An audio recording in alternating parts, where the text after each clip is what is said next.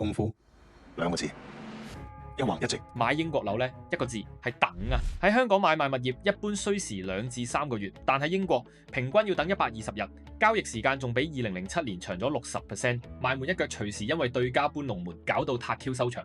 根據統計，大約有1/3嘅英國樓買賣都係因為咁告吹，輸嘅唔止係時間，仲有一大堆雜費同律師費。交易失敗而導致英國每年經濟損失高達15億鎊。忍咗咁多年，英國政府終於出手，提出被視為歷來最大嘅購買住宅制度改革，展開公開諮詢，希望減低買家交易成本，加快交易流程。不過講就兇狠，積習多年係咪真係咁易解決呢？而家買賣流程係點？政府諗住點改革？改革難處又係啲咩？一條片同你拆解。大家好，我係 Gerald， 歡迎收睇添集。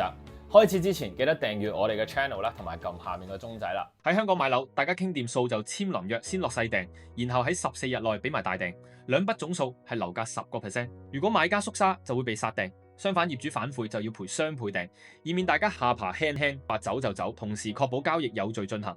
成個買樓過程平均2至3個月搞掂，但喺英國時間就未必夠，好多時一拖再拖，仲分分鐘爛尾收場。點解啦？因為英國冇香港咁嘅臨約制度，喺呢邊買家睇啱單位之後呢，會透過地產代理向賣家出 offer， 如果買家接受，就會發出一份 sales memorandum 銷售備忘錄，列明成交價同雙方律師資料，但呢份文件冇法律約束力，雙方喺正式簽約前都可以隨時反悔。有時中介會要求買家交所謂嘅 reservation fee 預留費，但法律並冇規定要交任何形式嘅訂金，即使交咗，亦唔代表交易受法律保障。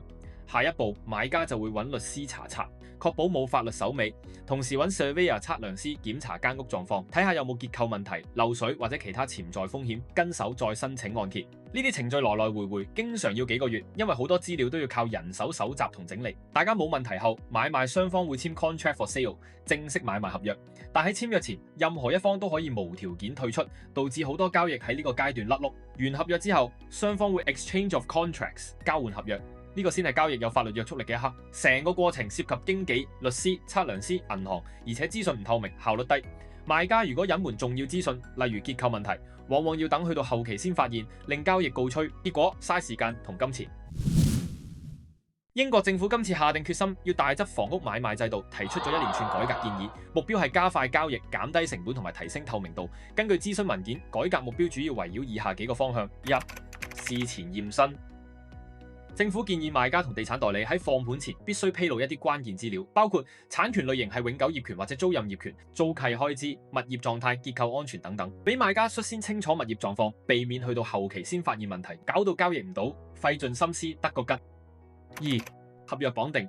為咗解決雙方隨時縮沙嘅問題，政府提議引入 binding contracts 具法律約束力合約，一旦雙方簽署，任何一方想退出都要賠償，類似香港嘅臨約制度。呢個措施預計可以將交易失敗率減半，慳錢慳時間。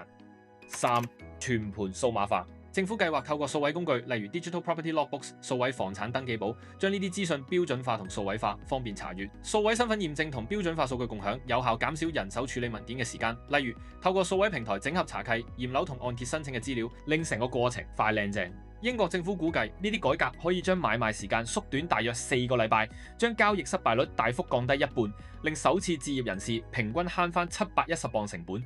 但真係咁理想咩？雖然政府講到個改革係幾咁聲勢浩大，但要有效實施唔係想象中咁易。政府曾經試過要求賣家超前提供物業關鍵資料，即係2007年嘅 Home Information Packs， 簡稱 HIPS。但呢個政策當年被批評，令賣家前期成本上升，更令到放盤數量下降，買賣雙方大受影響，最終喺2010年廢除。業界普遍都歡迎改革，但就認為依家真正需要嘅係流程整合。如果強制賣家及代理搜集過多資料，增加前期成本，打擊供應，仲可能延遲放盤，令到供應放緩。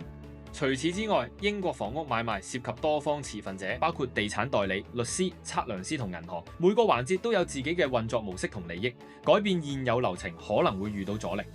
英國政府今次嘅房屋買賣改革建議，唔單止要克服技術同執法上嘅挑戰，仲需要行業同消費者嘅配合，尤其係數位化同標準化嘅推行。而家都係諮詢階段，以英國嘅效率嚟睇，可能需要幾年時間先有成果嘅。如果你對新改革有任何疑問，歡迎留言問我哋，下次再見。